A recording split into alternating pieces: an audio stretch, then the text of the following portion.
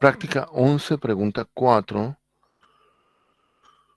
Nos mandan demostrar que el máximo de dos funciones es del mismo orden asintótico que la suma de las dos funciones. Entonces, la sugerencia que di mientras ustedes intentaban hacerlo era que para demostrar la equivalencia asintótica, eh, podemos demostrar que el máximo está dominado por la suma y luego viceversa, que la suma está dominada por el máximo. De hecho, voy a comenzar con esto último. ¿Ok? Entonces, primero, la demostración de que la suma está dominada asintóticamente por el máximo. Bueno, por definición de máximo, eh, esto es eh, obvio. Para todo n, f de n es menor o igual al máximo y g de n es menor o igual al máximo.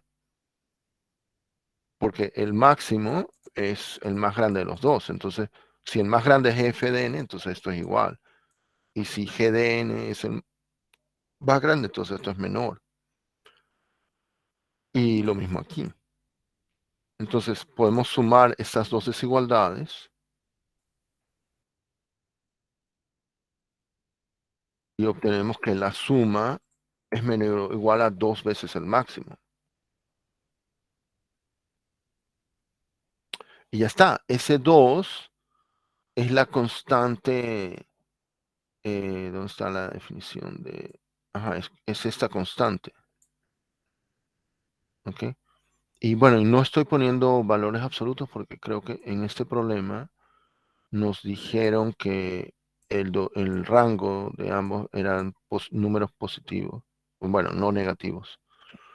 Entonces, por eso no hace falta poner valor absoluto. Pero bueno, entonces existe la constante tal que eh, el máximo multiplicado por esa constante es más grande que la suma. Así que la, el máximo, o sea, la suma está dominada, la suma de f y g está dominada por el máximo de f y g. Ok. Ahora, el otro lado es demostrar que el máximo está dominado por la suma. Y bueno, vamos a analizar dos casos para el máximo. O sea, si f de n es el máximo y si g de n es el máximo. O sea, si f de n es mayor o igual a g de n, entonces el máximo es igual a f de n. Y como nos dijeron que la función g de n no es negativa, o sea, eso nos lo dijeron aquí. Eso es el significado de ese mayor o igual a 0. No es negativo. Entonces,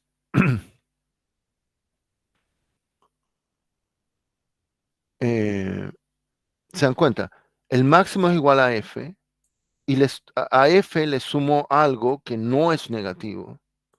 Entonces, si a f le sumo algo que no es negativo, me da algo mayor o igual a f y f es igual a esto, bajo esta suposición.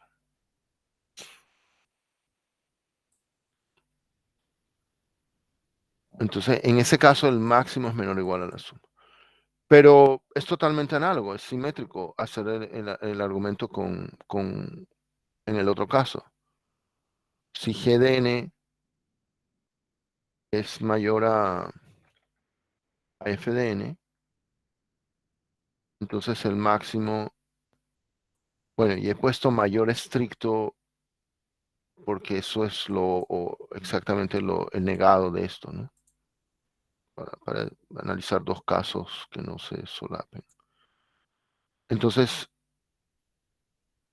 bueno, en este caso el máximo es g, pero como f no es negativo, si a g de n le sumo f, me da algo mayor o igual al máximo.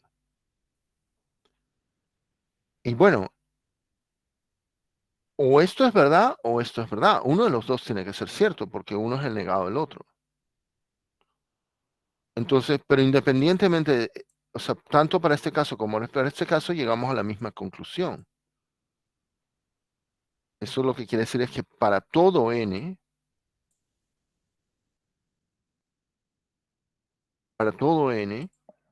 el máximo es menor o igual a la suma. ¿Ok? Y bueno, entonces en este caso ni siquiera necesitamos, aquí usamos una constante 2, aquí la constante es 1. O sea, a- ahí está clarísimo que el máximo está dominado asintóticamente por la suma, porque es menor o igual siempre a la suma.